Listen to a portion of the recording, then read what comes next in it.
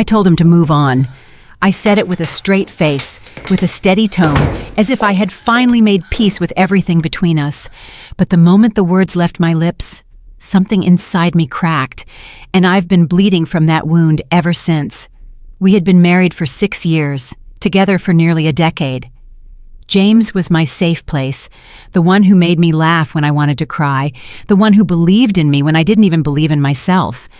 But over time, I convinced myself that love was supposed to feel different, bigger, brighter, more dramatic. I told myself that the butterflies fading meant the love was fading too. I mistook comfort for boredom, and I made the worst decision of my life. It started with little doubts. I'd scroll through social media and see people posting grand gestures, couples traveling the world, surprise proposals, candlelit dinners on rooftops. Meanwhile, James and I were arguing about grocery lists and mortgage payments. I began to wonder if I had settled. I asked myself, is this all there is? Then one day, after another fight about nothing, I blurted it out. Maybe you'd be happier without me. He froze. His jaw tightened. He asked if that was really what I wanted. I didn't answer, and that silence spoke louder than words. For weeks, we lived in limbo. He tried. Oh God, he tried. He asked me what I needed, how he could make it better. But my pride wouldn't let me admit that maybe the problem wasn't him. Maybe it was me. Instead, I pushed him further away. I started sleeping on the edge of the bed. I avoided his touch. And then one night, when he asked me point blank if I still loved him, I whispered, I don't know. That was the night he stopped fighting. The next morning, he packed a small bag. He looked at me with tears in his eyes and said, if you want me to move on, I will, but don't expect me to come back once I do. And then he walked out. I didn't chase him. I thought I was being strong, independent, brave. In reality, I was a fool watching the best part of my life walk away. At first, I told myself it was temporary, that he'd realize he couldn't live without me, that he'd come crawling back. But weeks turned into months, and James didn't come back.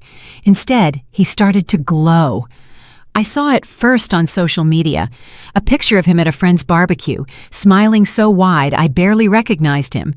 Another of him hiking with a group of people, his arms slung casually around someone new, a woman with bright eyes and a smile that made my stomach twist. I stared at those photos for hours, zooming in, analyzing every detail, torturing myself with questions. Was she prettier than me? Did she make him laugh the way I used to?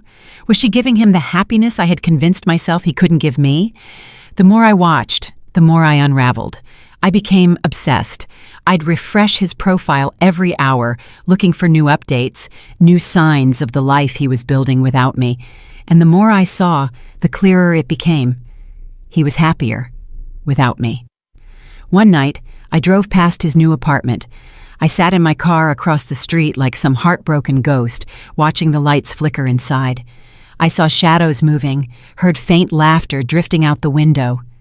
And when I saw her step out onto the balcony, his hand sliding easily around her waist, I broke. I cried so hard I had to pull over on the way home because I couldn't see through the tears. It wasn't just jealousy, it was regret. Crushing, suffocating regret. Because I realized that the happiness I thought I was missing.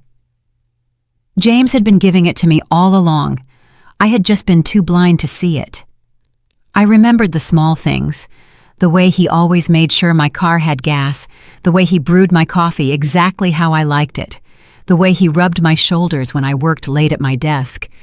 Those weren't boring routines. Those were love letters in action, quiet proof of his devotion. And I threw it all away chasing some fantasy that never even existed. Now he's building a new life. I hear from mutual friends that he's more confident, more outgoing, more alive than he ever was with me. They tell me he talks about traveling, about starting fresh, about plans that don't include me. And every time I smile politely, pretending I'm happy for him. But inside, I'm screaming, because while he moved on, I stayed stuck.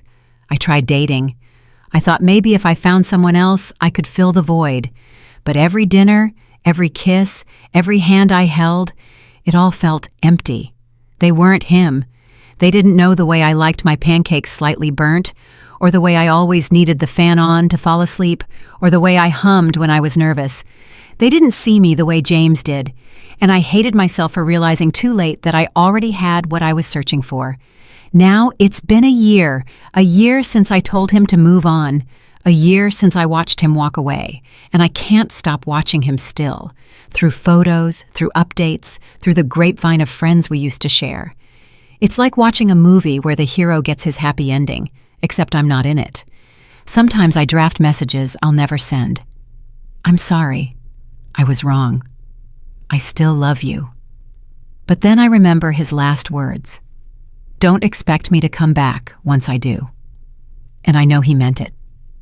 So instead, I sit here in the ruins of my own making, replaying every moment I could have chosen differently, the night I could have reached for his hand instead of turning away, the morning I could have thanked him for the coffee instead of rolling my eyes, the moment I could have told him, I love you, I need you, don't leave, but I didn't.